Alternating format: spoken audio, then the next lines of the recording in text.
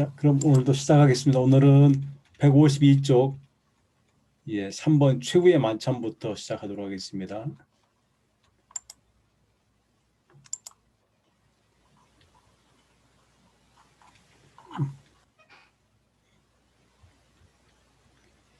최후의 만찬부터 3번 여기부터 시작하겠습니다. 가룟 유다가 예수님을 팔려고 계획한 이유를 요한의 기자는 무엇 때문이라고 했는가? 가룟 유다가 예수님을 왜 팔려고 했을까? 약간 그 복음서의 기자마다 약간 다른 관점으로 보는데 요한은 마귀가 가룟 유다의 마음속에 예수님을 팔려는 생각을 갖게 했기 때문이다. 그래서 13장 2절에 예수를 팔려는 생각을 갖게 했다고 그렇게 요한의 기자는 기록하고 있습니다. 두 번째, 최후의 만찬에서 요한의 기록에만 등장하는 사건은 무엇인가요? 그리고 그 사건이 전하고자 하는 메시지는 무엇인가요? 예수님이 유다에게 떡 한 조각을 적셔서 직접 줍니다. 그리고 유다에게 계획하는 일을 조속히 해라 라는 장면이 등장하는데 이게 이 당시의 문화에서 주인이 떡을 직접 적셔 주는 것은 손님에 대한 최고의 예우랍니다. 이 당시 문화랍니다. 그리고 이런 걸 통해서 예수님은 당신을 팔 유다임에도 알면서도 최고의 예우로 그에게 그를 대하면서 제자들 아무도 모르게 유다에게 돌이킬 수 있는 기회를 주려는 예수님의 의도가 여기에 담겨 있다는 것을 알 수가 있습니다. 요한의 기자는 최후의 만찬에서 예수님을 팔자로 지목을 받은 유다가 떡 조각을 받은 후에 나갔을 때가 밤이라고 합니다. 밤. 이때를 밤이라고 밝힌 이유가 무엇이라고 생각합니까? 이 밤이라는 이 때가 요한복음에서는 낮과 밤, 빛과 어둠과 더불어서 아주 중요한 그런 명칭으로 사용되고 있습니다. 요한복음은 낮과 밤, 빛과 어둠을 대비해서 보여주는데 낮은 빛이 있는 시간, 예수님과 함께하는 시간, 진리가 드러난 시간을 낮으로 표현한다면 밤은 빛이 없는 시간이고 예수님을 떠난 시간이고 진리가 감춰진 시간이다. 그래서 가룟 유다가 예수님을 이제 떠나서 갈 때의 시간을 밤이라는 이유는 뭐냐면은 예수님을 떠나간 시간이기 때문에 그래서 낮과 밤을 이렇게 대비해서 보여주고 있습니다. 이집사님 어서 오세요. 네, 안녕하세요. 오늘 수고 많으셨죠? 네. 시간 맞춰 들어오셔서 수고를 했습니다. 네. 예. 자, 153페이지입니다. 153페이지 4번. 최후의 만찬의 자리에서 예수님이 주신 새 계명은 무엇인가요? 새 계명은 서로 사랑하라. 요한복음 13장 34절에 새 계명을 너희에게 주노니 서로 사랑하라. 내가 너희를 사랑한 것 같이 너희도 서로 사랑하라.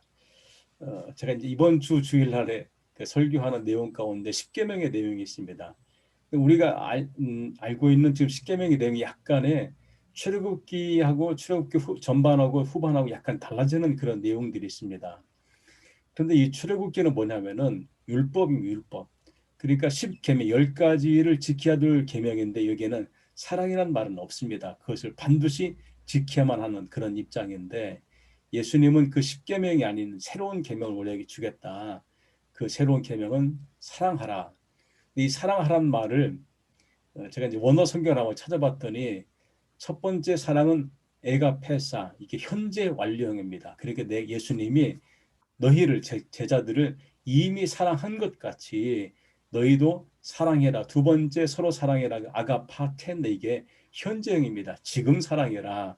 미래에 사랑해라. 그게 아니고 과거에 사랑했으니까 그것도 아니고 지금 현재 사랑해라. 왜? 내가 너희를 사랑해 왔으니까. 이런 의미로 설명하고 있습니다. 베드로가 주를 위하여 내 목숨을 버리겠나이다 하고 호언장담을 하자 예수님은 베드로에게 어떤 일이 있을 것이라고 예언했는가요? 그 보니까 닭이 울기 전에 3번 나를 부인할 것이다. 요한복음 13장 38절에 이렇게 응답을 하고 있습니다. 예수님이 가는 길을 제자들이 알 것이라는 말에 도마는 어찌 알겠습니까? 라고 반문합니다. 도마의 질문에 예수님이 대답한 14장 6절을 찾아서 보십시오. 우리 한번 같이 읽어보겠습니다. 예수께서 이르시되 이르시되 내가 내가 곧 곧 길이요 길이요 진리요 진리요 생명이니 생명이니 나로 나로 말미암지 말미암지 않고는 않고는 아버지께로 올 아버지께로 올 자가 자가 없느니라. 없느니라. 그러니까 아멘. 예수님이 길과 진리가 생명이 되니까 그래서 이 길을 너희가 따라와야 된다는 말씀을 우리에게 주고 있습니다. 요한의 기자는 예수님을 사랑하는 사람은 어떤 사람이라고 했습니까? 예수님을 사랑하는 사람은 어떤 사람이라고요? 예수님의 계명을 지키는 사람. 그래서 14장 21절에 나의 계명을 지키는 자라야 나를 사랑하는 자니 나를 사랑하는 자는 내 아버지께 사랑을 받을 것이요 나도 그를 사랑하여 그에게 나타내리라. 그래서 예수님의 계명을 지키는 사람. 근데 예수님의 계명이 뭐라고 했지 앞에서? 사랑하는 것. 이것이 예수님의 새로운 계명이라는 것을 가르쳐 주고 있습니다. 네 번째, 예수님이 가신 후 제자들을 보호하기 위해 보내는 분을 요한의 기자는 누구라고 했는가요? 그러니까 지금 예수님은 당신이 앞으로 떠날 것을 이미 지금 다 말씀하고 있습니다. 그런데 예수님이 간 다음에 과연 그들은 누가 돌보겠습니까? 그래서 내가 간 다음에 나를 대신해서 너희를 돌볼 분이 오신다. 그분은 누구냐? 보혜사. 또 다른 말로 진리의 영, 또 다른 말로 성령. 이렇게 보혜사이고 진리영이고 성령이 와서 너희를 돌봐주실 것이다. 고 예수님은 그들을 안심시키고 있습니다. 포도나무의 교훈에서 다음이 가리키는 대상은 누구인가요? 농부는 하나님 아버지, 포도나무는 예수님, 가지는 하나님의 자녀. 그래서 15장 1절 이하에 나는 참 포도나무요 내 아버지는 농부라. 물은 내게 붙어 있어 열매를 맺지 아니하는 가지는 주님을 떠난 사람을 말하겠지요. 아버지께서 그것을 제하여 버릴 것이다. 그렇게 말씀하고 있습니다. 154쪽입니다. 예수님이 제자들을 친구라고 호칭하겠다고 말하는 이유는 무엇일까요? 왜 예수님은 제자들을 친구라고 내가 부르겠다고 말씀하실까요? 그것은 예수님이 하나님 아버지께 들은 모든 것들을 다 제자들에게 알려줬기 때문에 이제는 너희는 내가 친구라고 불러도 될 만큼 되었다는 말씀이겠지요. 15장 15절 같이 읽을까요? 이제부터는 너희를 너희를 종이라 종이라 하지 하지 아니하리니 아니하리니 종은 주인이 은 하는 주인이 하는 것을 것을 알지 알지 못함이라. 못함이라. 너희를 너희를 친구라 친구라 하였노니 하였노니 내가 내 내가 내 아버지께 들은 아버지께 들은 것을 것을 다 다 너희에게 너희에게 알게 알게 하였음이라. 하였음이라. 아멘. 사실 주인이 종에게 모든 걸 말할 필요는 없지 않습니까? 필요한 것만 말하겠지요. 그런데 친구 사이가 되다 보니까 모든 걸 다 말할 수 있는 사이가 된 겁니다. 그래서 예수님은 제자들을 종이다 하지 않고 내 친구다라고 그렇게 호칭을 해준 겁니다. 이게 얼마나 우리에게 은혜로운 겁니까? 그러니까 심지어 주님은 우리에게 하나님 나라의 비밀까지도 말씀해 주었으니까 우리도 예수님의 친구의 자격이 충분합니다. 아멘. 그다음에 7번입니다. 7번에 이게 장이 잘못됐으니 16장으로 고쳐야 됩니다. 16장. 예수님이 언급하는 성령의 세 가지 사역을 적어보시오. 거기 16장 7절부터 15절에는 성령의 세 가지 사역이 등장합니다. 그 중에 첫 번째, 죄에 대하여, 의에 대하여, 심판에 대하여 세상을 책망하는 것. 그러니까 성령님의 첫 번째 것은 책망하는 것, 깨닫게 하는 겁니다. 두 번째, 성령님이 하시는 것들은 제 성도들을 진리 가운데 인도하며 장래 일을 알려주는 것. 그래 인도하고 알려주는 것이 성령님의 두 번째 역할이시고 세 번째는 예수님의 영광을 나타내며 예수님을 알려주는 것. 그러니까 사실은요. 우리가 주님을 믿고 주님을 따르는 이 마음을 준 것도 누가 준 거냐면 사실은 성령님이 우리 마음속에 역사한 겁니다. 우리가 이것을 느끼든 느끼지 않든 간에 그렇다는 거죠. 성령께서 우리 마음에 역사하신다. 그래서 이것이 누구 역할이냐? 성령의 역할이라고 지금 말씀하고 있습니다. 예수님과 함께 했던 제자들이 지금까지 아무것도 받지 못한 이유는 무엇 때문인가요? 거기도 16장입니다. 15장이 아니고 고쳐주시기 바랍니다. 16장 22절부터 24절에 보니까 예수님과 함께한 제자들이 지금까지 아무것도 받지 못했습니다. 이유는 무엇 때문인가요? 예수님의 이름으로 아무것도 구하지 않았기 때문에. 여기 구한다는 말을 영어로 ask, request, 요청하는 거지요. 그렇기 때문에 받은 것이 없다. 요한복음 16장 24절 같이 합니다. 지금까지는 너희가 내 내 이름으로 이름으로 아무것도 구하지 구하지 아니하였으나 아니하였으나 구하라 구하라 그리하면 그리하면 받으리니 받을 것이요 너희 기쁨이 기쁨이 충만하리라. 충만하리라. 제가 여기서 재미있는 일화를 하나 말씀드리겠습니다. 제가 본래는 이제 법대를 다니다가 이제 신학대학으로 이제 이적을 하면서 집에서 이제 쫓겨나게 됐습니다. 너는 우리 집에서 나가라. 그래서 그날부터 이제 집에 나와서 살게 되는데 이게 제일 큰 문제가 학비 문제가 늘 걸리더라고요. 정말 제가 열심히 하고 뭐 하는데도 이제 그게 장학금 받고 하는 게 쉽지 않고 또 뭐 전액 장학금 받는 거 참 어려운 그런 상황이었고 그래서 혼자 하나님께 이렇게 기도했습니다. 아니 어떤 사람은 기도를 하면은 하나님이 누구를 보내서 뭐 때에 따라서 딱 뭐 갖다 주기도 하고 무슨 뭐 그런다는데 하나님 저는 그런 일이 한 번도 안 일어나고 제가 하나님께 한번 항의하는 그런 기도를 한 적이 있습니다. 아니 정말 저는 이 공부하면서 한 번도 그렇게 그런 기적적인 사건을 체험한 일이 없어서 누구한테 그런 간증을 할 수가 없습니다. 그런데 지나고 나 보니까 그렇게 하지 않았어도 제가 학교를 잘 졸업했으니까 그것도 하나님의 은혜인 것 같습니다. 네. 그러니까 구하는 것 자체가 제가 구하는 근본적인 것은 학교를 잘 졸업하는 것이지 그게 목적인 것이지 누가 주고 안 주고를 떠나서요. 그래서 이 말씀을 제가 읽을 때마다 그 생각이 가끔 나곤 합니다.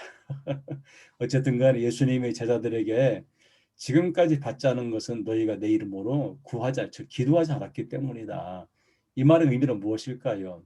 우리가 받기 위해서는 기도해라, 구해라 그 말인 아멘. 줄로 압니다. 아멘.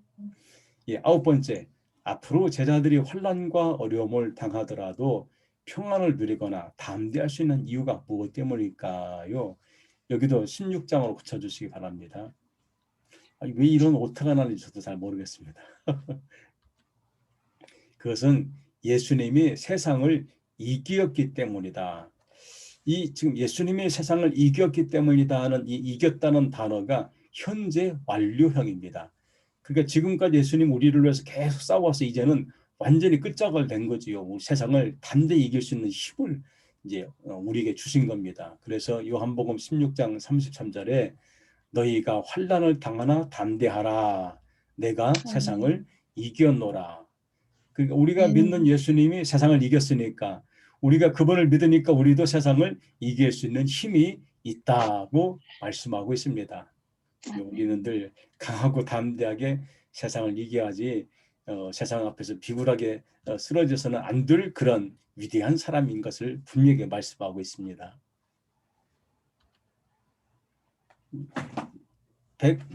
155쪽입니다. 작별을 위한 예수님의 중보 기도, 예수님이 제자들을 위해서 중보로 기도하십니다. 예수님의 기도에서 영생을 무엇이라고 정의하는가? 여기는 저도 상당히 당황스럽습니다. 왜 영생을 이렇게 표현하셨을까? 그 보니까 영생은 하나님과 그가 보내신 예수 그리스도를 아는 것이 영생이다. 왜 영생을 이렇게 표현했을까? 한번 17장 3절 같이 읽습니다. 영생은 곧 유일하신 참 하나님과 그가 그가 보내신 자 자 예수 그리스도를 아는 아는 것이니이다. 것이니이다.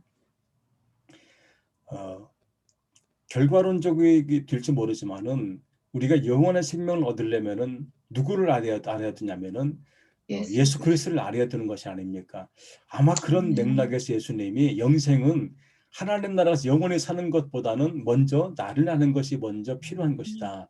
라는 의미에서 영생은 예수 그리스도를 아는 것이라고 말씀하지 않았을까라고 해석이 됩니다. 두 번째입니다. 예수님이 제자들을 위해 기도하는 목적은 무엇일까요? 왜 예수님은 제자들을 위해서 중보로 기도하실까요? 그것은 세상에서 데려가 달라는 것이 아니라 악에 빠지지 않게 보존하기 위해서, 두 번째는 진리로 거룩하게 하기 위해서, 이 두 가지 목적을 예수님은 제자들을 위해서 기도합니다.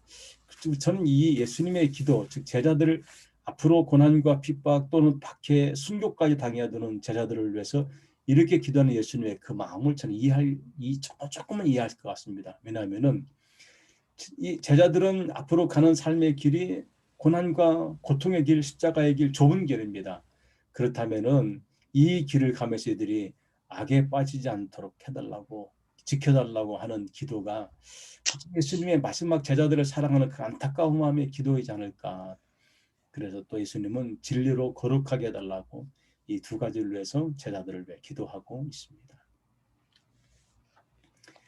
17장 15절 내가 비옵는 것은 그들을 세상에서 데려가시기를 위함이 아니요 다만 악에 빠지지 않게 보존하기를 위함입니다. 그들을 진리로 거룩하게 하옵소서 라는 말씀을 주고 있습니다. 예수님은 자신의 죽음을 무엇으로 표현했습니까? 예수님은 자신의 죽음을 하나님이 주신 잔이다. 그래서 예수께서 베드로더러 이르시되 칼을 칼집에 꽂아라. 아버지께서 주신 잔을 내가 마시지 아니하겠느냐. 즉 예수님 당신이 감당해야 될 일을 이 잔이라고 그렇게 표현하고 있습니다. 두 번째입니다. 요한의 기자는 빌라도의 입을 빌려서 예수님에게 죄가 없음을 3번 18장 38절 19장 4절에서 진술하고 있고, 심지어 빌라도는 예수님이 무죄함을 알고서도 예수님을 놓아주려고 힘까지 쓴 것이 19장 12절에 기록합니다. 그럼에도 빌라도는 사도신경에서 빌라도에게 고난을 받아사라고 명시합니다. 빌라도가 예수님에게 고통을 준 건 없습니다. 그런데 마치 빌라도가 어떤 죄가 있는 것 같이 우리 사도신경은 고백하고 있습니다. 그러면은 빌라도는 죄가 예수님의 죽음을 당하는 그 과정에서 빌라도에게 책임이 있을까요? 없을까요? 이거는 답이 없습니다. 우리 한번 같이 얘기를 나눠보자는 겁니다. 어떻게 윤정교는 어떻게 생각하세요? 빌라도는 예수님이 십자가 죽음을 당하는데 책임이 있을까요? 없을까요? 결과를 보면 있어요. 아하, 그러세요? 네. 예. 이준석 집사님 어떻게 생각하시나요? 네, 저도 책임이 있다고 생각합니다. 아, 그러세요? 예. 아니, 네. 예, 두 분 어떻게 왜 그렇게 생각하시는지 좀 잠깐 말씀해 줄 수 있나요? 그 자기가 없다고 해도 대중들이 예. 폭동을 일으키면 예. 자기 자리가 또 어려워지니까 예. 예, 그래서 그 좀 조용히 하기 위해서 그들이 원하는 것을 들어줬다고 생각합니다. 그래, 타협했다는 거지요. 네네. 예. 타협. 타협한 예. 거지요. 네. 저도 비슷한 생각인데 사실은 이 빌라도는 로마 총독입니다. 그 로마에서 파견된 총독이라면은 이 사람들의 말을 굳이 안 들어도 상관이 없습니다. 이제 뒤에서는 또 나오는 이야기지만, 그러니까 빌라도는 얼마든지 예수님을 무죄로 석방할 수 있는 힘이 있었는데 지금 말씀하신 대로 타협을 한 거지요. 그러니까 빌라도는 결국에는 이 책임에서, 예수님의 십자가 죽음의 책임에서 벗어날 수가 없는 입장에 서 있다고 해도 과언이 아니겠지요. 네. 예. 156쪽입니다. 예수님이 십자가에 달렸을 때에 빌라도가 십자가의 명패에 나사렛 예수 유대인 왕이라고 씁니다. 이에 유대인 대제사장들이 반발해서 자칭 유대인 왕으로 써달라라고 하는데도 빌라도는 그것을 받아들이지 않고 거부합니다. 그리고 원래 빌라도가 쓰려는 대로 그렇게 씁니다.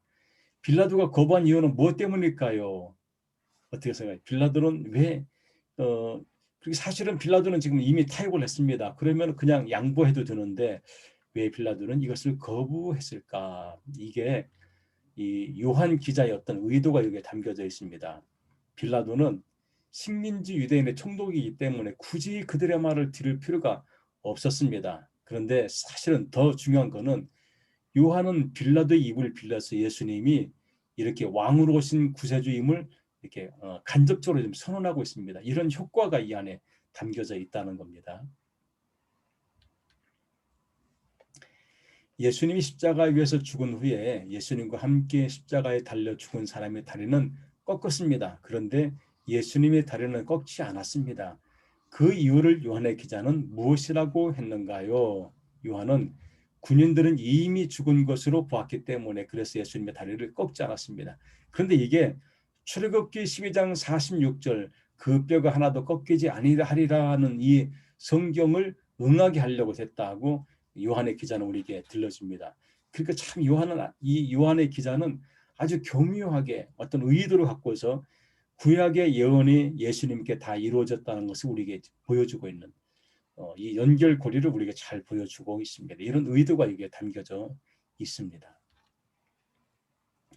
예수님이 부활 후 제자들에게 나타나서 손과 옆구리를 보인 뒤에 무엇을 당부했나요? 예수님은 성령을 받으라. 그래서 이 요한은 상당히 독특합니다. 사실은 요한은 성령의 복음 이 서신이 아닌데도 요한은 사복음서 중에는 유일하게 성령 받으라는 말씀을 하십니다. 그래서 요한복음 20장 22절에 그들을 향하여 숨을 내쉬며 이르시되 성령 받으라는 말씀을 하십니다. 예수님의 부활을 믿지 못하는 도마에게 자신의 부활한 모습을 보여주며 믿는 자가 되라는 말의 도마는 예수님을 누구라고 고백하는가요? 도마는 나의 주님이시며 나의 하나님이십니다. 이렇게 고백하지요. 같이 우리 또 고백해 볼까요? 도마가 대답하여 이르시되 나의 나의 주님이시요 주님이시오 나의 하나님. 하나님이시니이다. 이 고백은 우리에게도 계속해야 되는 고백이 되겠지요. 아멘. 157쪽입니다. 디베랴 호수에서 고기를 잡는 제자들에게 오신 예수님을 제자들이 알아보지 못한 이유를 무엇이라고 생각하는가요? 왜 제자들은 예수님을 알아보지 못했나요? 이것도 논의사항입니다. 자, 어떻게 생각하세요? 왜 제자들은 예수님을 알아보지 못했을까? 사실은 이게 아니 세상에 3년 동안이나 예수님과 함께 같이 공생을 했는데 어떻게 그 예수님을 알아보지 못했을까? 이게 예수님이 앞으로 십자가의 죽음과 부활을 말씀하셨지만은 제자들은 깨닫지를 못했다고 계속해서 말씀하신 그 내용이 연장선상입니다. 여전히 제자들은 설마 어떻게 죽은 사람이 살아날 수 있느냐? 그래서 이들의 이 부활을 믿지를 못했던 그런 어리석은 모습을 지금 여기서 보여주고 있습니다. 그러니까 그들은 어리석었기 때문에 예수님 말씀을 깨닫지를 못한 거지요.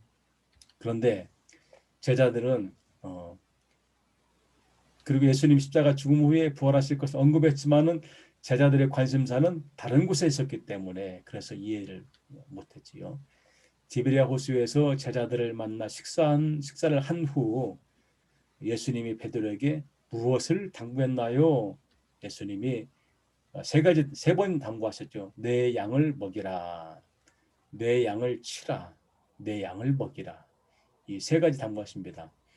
내 양을 먹이라, 내 양을 치라, 내 양을 먹이는 이 먹이다는 것은 feeding. 그러니까 배고픈 자에게 먹이는데 이게 아마 영육간에 같이 먹여야 되겠죠. 내 양을 치라, 잘 관리하고 돌보고 해라, 지켜줘라 이런 말씀이 여기에 담겨져 있습니다.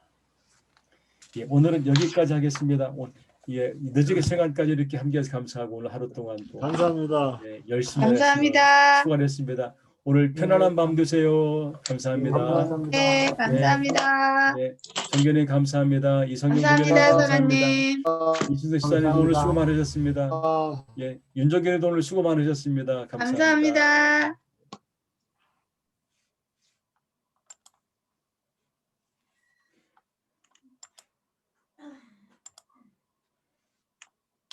정견님